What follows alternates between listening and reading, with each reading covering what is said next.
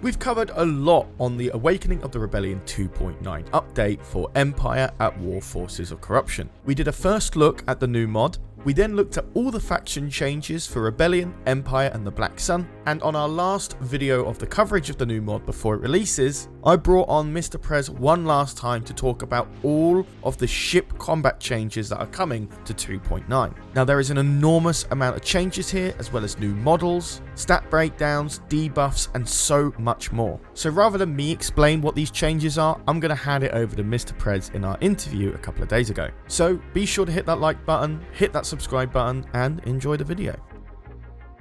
So, because you said this is new, where we can build laser defense satellite, missile defense satellite, laser defense satellite, armored defense station, gas refinery, some station. So the middle one makes more money, the left one does repairs, and the right one is for defense. One of them is anti-fighter, one of them is turbo lasers, and then one of them is like assault missiles. Yeah, so all we did was we just replaced the build pad model. Everything is working mostly as it would before. Some of the hard points. Good model too. Yeah, it's a Wolf model. So everything Wolf makes looks fan-fucking-tastic. Is that new model? Yeah. Okay, I thought so. Whoa, nice MC75 model. Is that new? So it is new. In the MC2.9? MC2.9, it came from Remake, and we did some texture work from it. Nice, dude. Good stuff. So when we import models, we always do further work on them to make sure that they match our art style. All right. So next up, you discussed that this is probably the biggest elements of change for the space combat update for 2.9.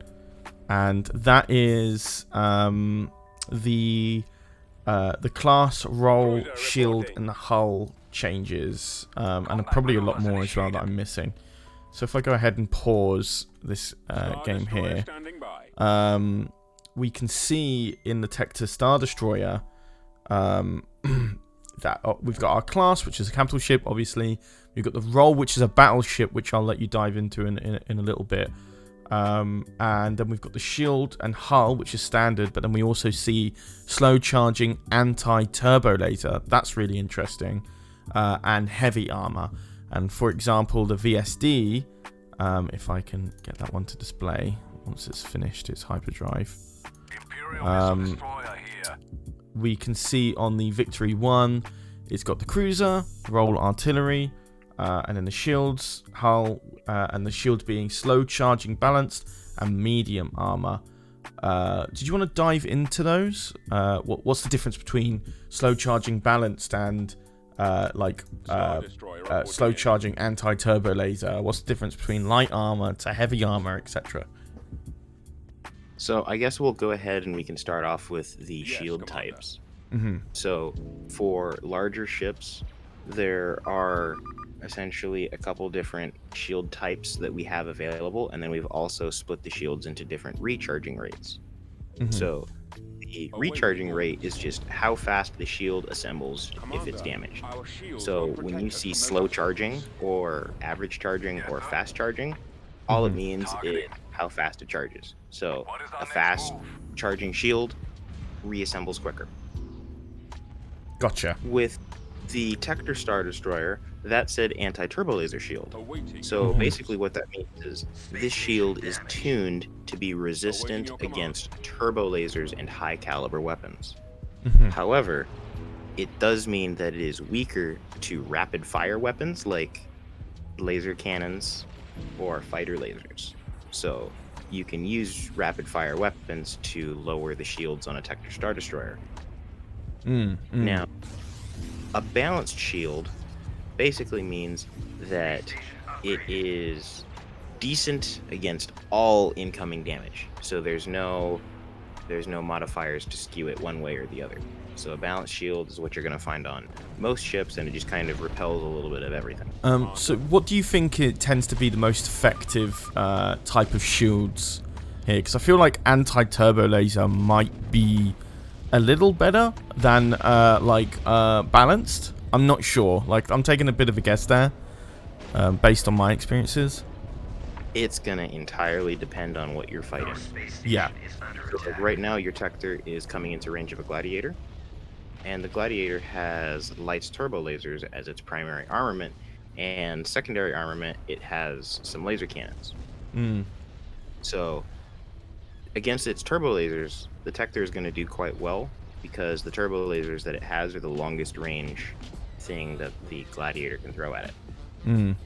Basically meaning the Tector is really good from range, but as it gets closer to things secondary and tertiary weapons, that's when the Tector shields are going to start to fail because those weapons do improve damage against an anti-turbo laser shield.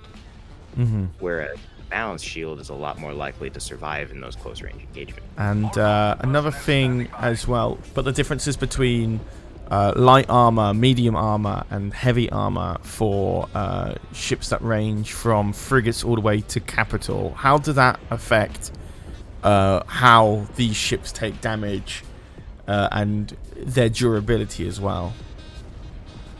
So how we scaled the armor types is that we classify it under like how thick we would imagine the armor to be. So a Star Destroyer is heavy armor because the plating that protects the crew is thick compared to a Mon Calamari unit, which relies on its shields for its health. And the armor types, what they do is they apply a modifier, or I should say a multiplier, off of whatever damage is incoming. So if you had a laser cannon, for example, that was shooting at Star Destroyer, it's only going to do 20% of its damage because a laser cannon doesn't penetrate. I see. Now, a torpedo is the exact opposite. The heavier the armor it is, the more damage the torpedo will do. Okay. Torpedoes, they are penetrating weapons, and the more they penetrate, the more material they're bringing with them when they break through the plate, if that makes sense, to kind of use some real-world physics there.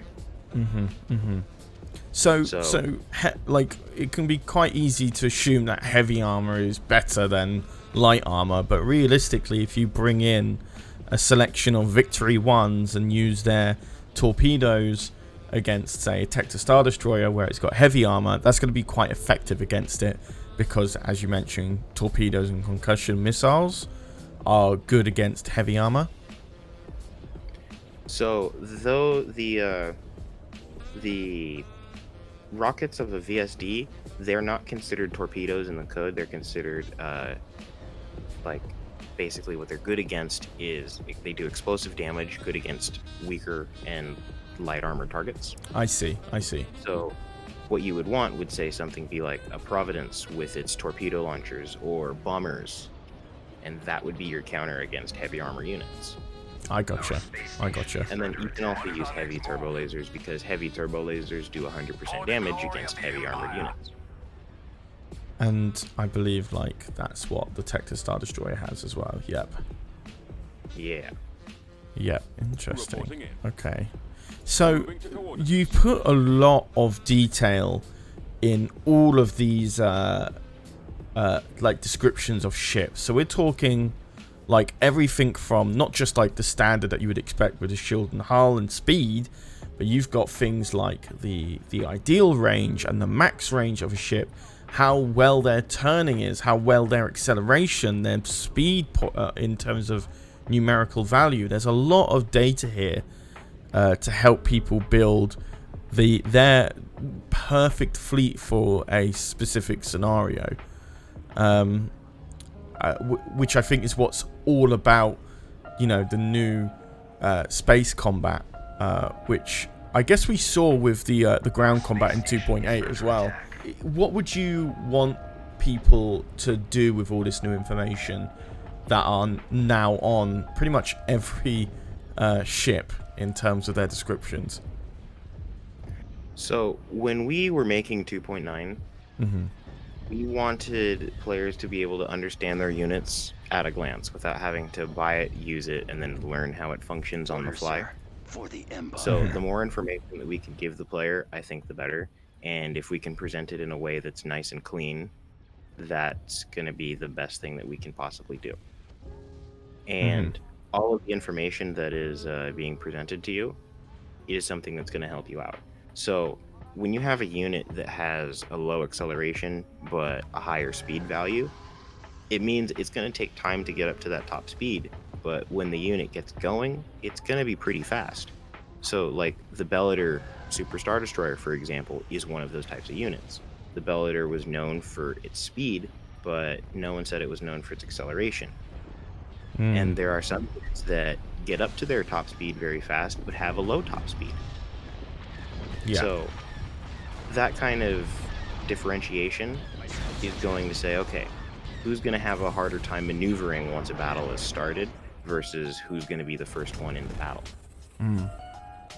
So some bigger corvettes or small light frigates, they may not be the fastest thing, but they can maneuver very well versus ISD, which is a fast unit, but it doesn't maneuver very well. Also, I noticed as well, I saw like a shield icon with the down arrow. That was in the ground combat update as well, but it's now on space. What is that all about? So we've brought the debuff system up into space combat as well. Now, there are a variety of different damage types that can do different buffs and debuffs. So, for example, what was happening there was the TIE Interceptor was being shot at by a flak cannon. And what flak does is very similar to how flak worked in World War II. So flak does what it did in World War II, where it's essentially a proximity fuse explosive. So it doesn't explode if it hits the target, it just explodes when it's near the target. And what it'll do is it'll do very minor damage, but it'll apply a debuff. Because you're flying through these particles that are doing damage to your ship, you're more vulnerable. So if you're in a dogfight, for example, you actually take 50% more damage. I can see this being like a very in-depth fleet builder style of gameplay. Actually, an interesting question. Is the Galactic Conquest multiplayer still in Awakening Rebellion? It is, so you can play against somebody in Galactic Conquest multiplayer. Now, Empire at War, just in general, has never had stable multiplayer capability. So play at your own risk, but we do support it. Are you able to save constantly, and then if it does crash, just reload from a save? Now, it's been a while since I've tried this, and there are definitely people on our Discord that can answer that question better. But I'm gonna go ahead and guesstimate and say yes, because I've heard people talk about saving and being able to continue long campaigns multiplayer. Yeah. Especially because desyncing is an issue. Well, that pretty much wraps up the final video we have for Awakening Rebellion 2.9. Why don't you go and check out Eckhartsladder's first play of the update in the video in the top right corner right now, or in the pinned comment down below. There he starts his new Empire Galactic Conquest campaign on 2.9. So if you feel like you missed anything, you'll be able to find so much more in that playthrough. But with that all said and done, I've been Charlie, you've been watching EcksToo, and I'll see you in the next video. Take care, guys.